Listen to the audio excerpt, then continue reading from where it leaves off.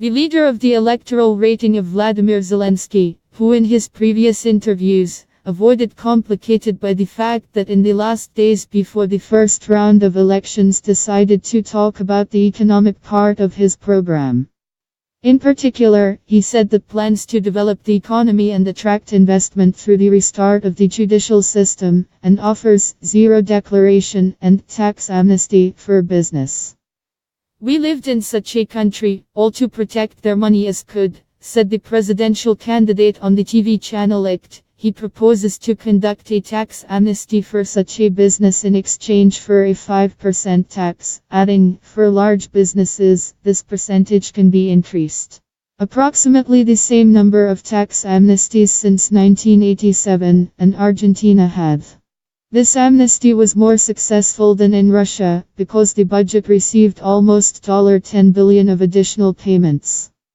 And here in Brazil, from the tax amnesty held in 2017, have not received even $1 billion, although the participants were able to reset its relations with tax, but after paying a fine to avoid criminal liability. In an interview to Ukraine TV channel, he said that such payments can be made to those who receive the minimum pension.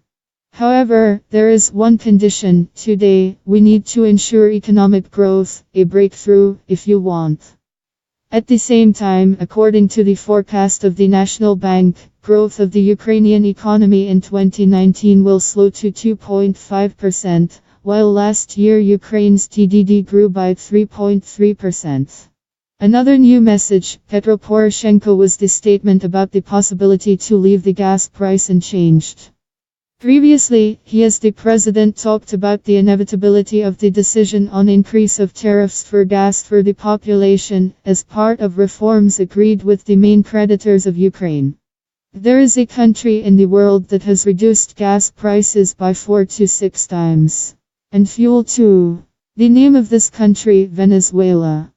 Did President Chavez has now been President Maduro today, in fact, is a classic example of the result of populism and empty promises that make policy. Yulia Tymoshenko confirmed this promise, and said in response to criticism of those who said that the definition of utility tariffs is not included in the presidential powers that the president has enough leverage to influence gas prices, there is a court decision that says the rates are established illegally and is overpriced. Plus the president has the power to veto unlawful resolutions of the government. And the National Commission for Regulation in the Energy Sector, which ultimately sets the tariffs, is formed by the president. However, the court's decision referenced by Yulia Tymoshenko concerns government regulation has been abolished by the cabinet. A national commission that implements state regulation in energy and utilities does not form the president.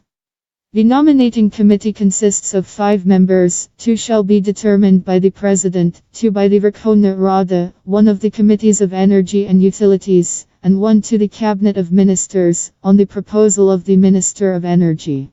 Together with the chairman of political council, the opposition platform on life, Viktor Medvedchuk, he went to Moscow and met with Russian Prime Minister Dmitry Medvedev and head of Russian Gazprom Alexei Miller. After that meeting was that from 1 January 2020, Moscow is ready to conclude with Kiev a new gas contract, which, according to Viktor Medvedchuk, the price of Russian gas for Ukraine may be reduced by at least 25%. At the same time, the Ukrainian Naftogaz reminded the negotiators that the decision of the Stockholm arbitration to Gazprom should sell gas to Ukraine at a discount of 48%. In addition, if Viktor Medvedchuk told about the price of $260 per 1,000 cubic meters, now at public auction in the EU, Naftogaz buys gas at an average of $226 per 1,000 cubic meters. The last discount in the price of gas, which Ukraine received from Russia, was enshrined in the agreements signed by President Viktor Yanukovych and Dmitry Medvedev, who at the time was president of Russia, in Kharkiv in April 2010. A discount of $100 for every 1,000 cubic meters. Kiev agreed on prolongation of basing of the Russian fleet in the Crimea. For 4 years, in March 2014 Russia annexed the Crimea.